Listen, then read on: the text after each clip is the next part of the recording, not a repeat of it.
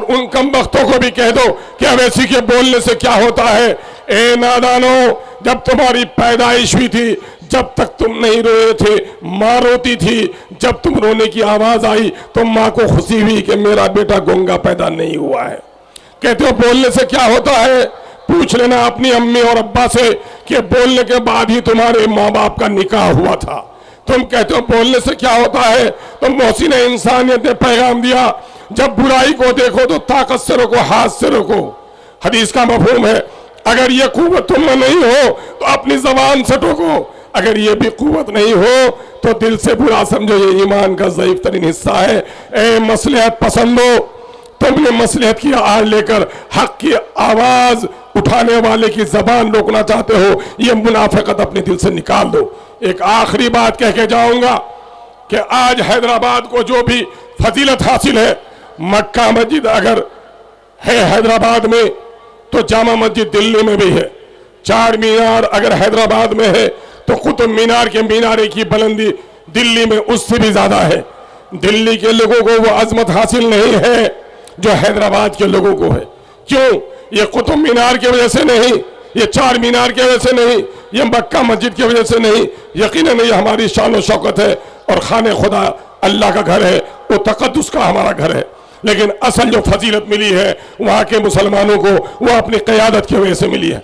आखिरी वाकया सुना कर जाता हो, सन 1948 में इसी कांग्रेस पार्टी ने ऑपरेशन पोलो किया था और हैदराबाद में 1 लाख से ज्यादा लोगों को शहीद किया था।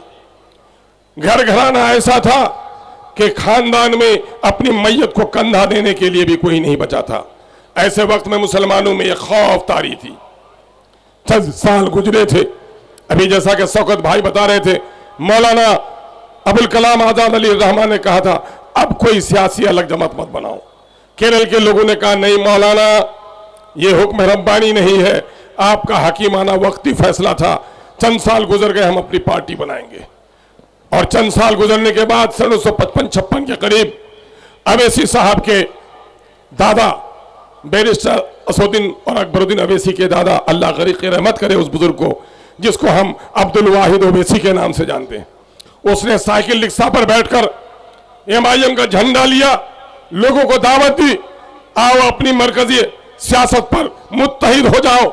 मसलहत पसंदों ने, बुज़दिलों ने, गुलामाना ज़हनत रखने वालों ने कहा ए ओवैसी इतनी गर्दनें कट गई हैं, अभी तेरे को इत्मीनान नहीं हुआ।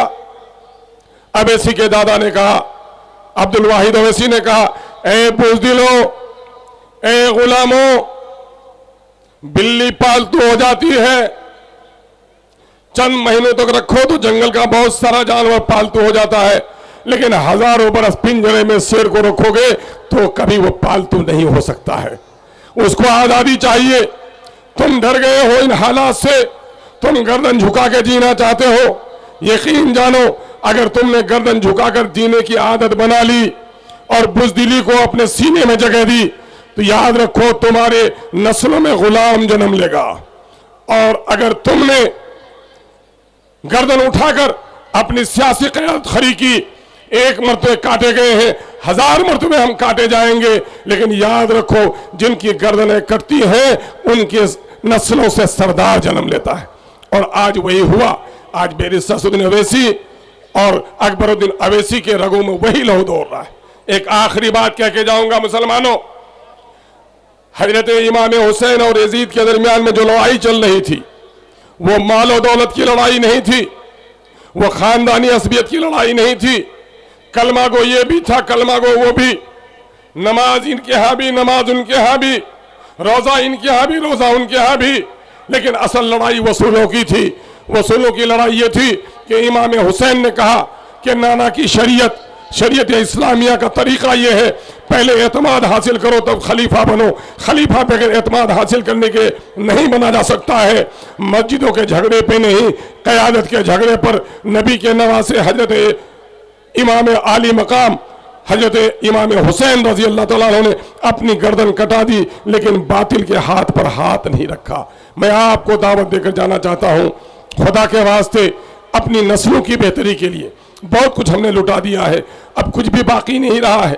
नौजवानों के सीने पे गोलियां चलाई गई, हमारे कारोबार उल्टे गए। भेवंडी की आग के धुएं आप भी महसूस करते होंगे। आप मालीगांव का वाकया आपको याद होगा। बेशुमार फिरकाओं ने फसादात, नौकरियों से महरूम किया गया, इबादत खाने तोड़े गए, शरीयत पर हमला हो रहा है। ऐ मुसलमानों, खुदा के वास्ते उठो और अपनी सफों में क़यादत को खड़ी करो। अगर आपने आज भी अपनी क़यादत खड़ी नहीं की तो याद रखना, खुदाए कादिर मतलक ने तुम्हें खबर दे दी है, इन्नल्लाह ला युगय्यिरु मा बिक़ौमिन हत्ता युगय्यिरु मा बिअनफुसिहिम। खुदा उस कौम की हालत नहीं बदलता जो कौम अपनी हालत को बदलने के लिए तैयार नहीं हो। आइए हालत को बदलने के लिए मुत्तहिद और मुनज़्ज़म हो जाएं और अब की बार इत्तिहाद का सबूत देकर जनाब भाई वारिस पठान को एक एक वोट देकर भेवंडी की नाइंसाफियों के लिए इंसाफ और अपनी नस्लों के वाजिब हुकूक के लिए बरसरे पैकार हो जाए। इनकलाब